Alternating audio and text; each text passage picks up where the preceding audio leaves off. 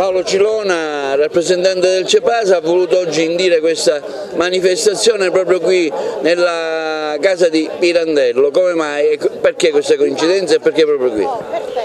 Perché il caos, la spiaggia dei luoghi pirandelliani, tanto famosi per essere stati decantati dal grande scrittore, sono oggi presi di mira dal rigassificatore.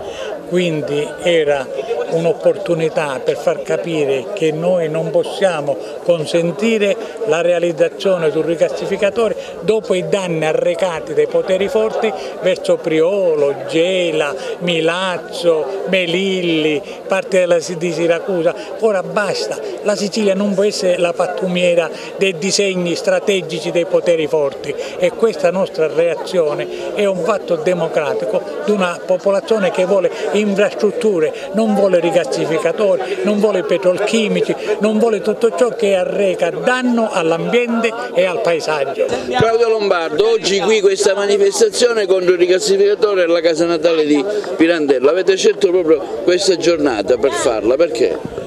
Per due motivi: primo, per ricordare l'87° anno dalla morte del drammaturgo agrigentino che ricorre proprio oggi, e poi con il nostro blitz, con la nostra bombola abbiamo protestato contro il rigassificatore. Si vogliono cancellare 2600 anni di storia con la costruzione di questo rigassificatore. Noi abbiamo portato una bombola vuota, il danno che può fare una bombola vuota è incredibile. Immaginiamo il danno che può fare al nostro mare, al nostro territorio un rigassificatore qui. Noi vogliamo altro per Agrigento e per la Sicilia, vogliamo la valorizzazione dei nostri beni archeologici e culturali. Non vogliamo il rigassificatore, è utile ma non qui.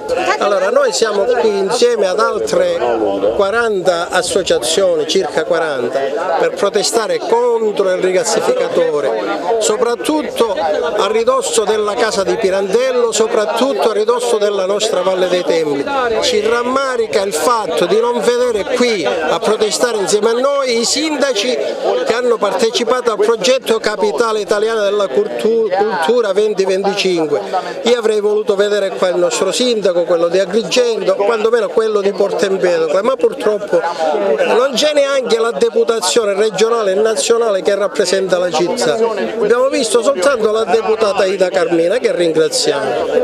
Ma quello che ci chiediamo noi è: ma la bombola è china o è vuota? Questo è l'oggetto della protesta, questo deve essere. Siamo qui oggi per protestare contro questo impianto che è antistorico, fuori dal tempo e dallo spazio. Fuori dal tempo perché ormai sempre di più noi ci avviciniamo verso le energie rinnovabili. Già l'anno scorso abbiamo consumato il 13% meno di gas e sempre di più avremo meno bisogno del gas. Questo è un impianto che si realizzerà nei prossimi anni, quando la richiesta di gas di fatto non sarà più come oggi.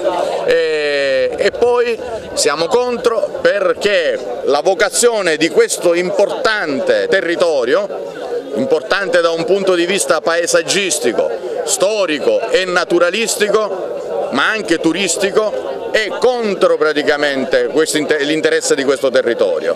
Un impianto del genere significherebbe far morire questa economia che si basa principalmente sul turismo e sull'ambiente. Questa non è soltanto una manifestazione di contrarietà al rigassificatore per tutti i motivi che abbiamo sentito, cioè di impatto ambientale, di sicurezza e anche di ipoteca definitiva sull'uso del suolo, ma è anche una manifestazione che vuole proporre la direzione delle energie rinnovabili, che è la direzione intrapresa da tutto il resto del mondo civile e che incredibilmente noi stiamo non stiamo seguendo, stiamo andando in direzione opposta. Questo Legambiente, anche assieme a un augurio per la pace, e spesso le fonti fossili sono anche motivo di guerra, che Legambiente partecipa a questa manifestazione. Ida Carmina ha voluto essere presente oggi qui a questa manifestazione contro il rigassificatore, a ribadire anche una sua posizione ferma alla Camera verso questa struttura.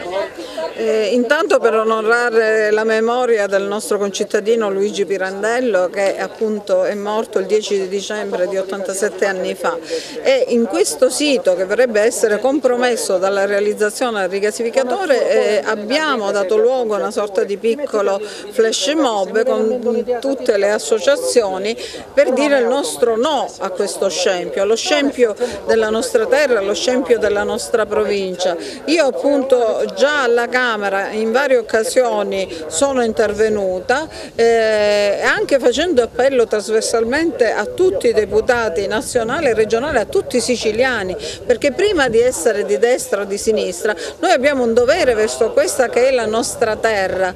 L'Italia deve essere madre, non matrigna nei confronti della Sicilia e trattarci da colonia, da cittadini di serie C o D addirittura, perché se una cosa indifferibile e urgente per noi, quella è la realizzazione di un aeroporto ad Agrigento, di strade e autostrade e anche di ferrovie adeguate, e con queste cose noi vogliamo che la gente lavori, non per costruire un impianto pericolosissimo che mette a rischio una città, gli ecosistemi, perché noi non potremo neanche più fare il bagno, lo sviluppo crocieristico perché si blocca il porto e anche la pesca, ma insomma che cosa vogliono fare? Per impianti che sono ormai desueti, perché in realtà non se ne fanno più rigassificatori infissi in terra, si usano queste navi tecnologicamente avanzate, ma se proprio doveva essere meglio una nave offshore, ma assolutamente non questo scempio che vogliono fare nel nostro territorio.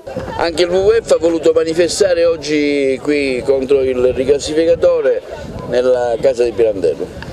Sì, qualcuno direbbe se non viene il WWF chi altri, e tutti gli altri sono delle presenze eccezionali, perché gli amici che stamattina hanno preso parola in questa manifestazione, che sono sicuramente tutte persone che hanno detto delle cose sensate e degne e che in qualche modo dovrebbero portare ad una riflessione gli agrigentini su ciò che è valore e ciò che è disvalore.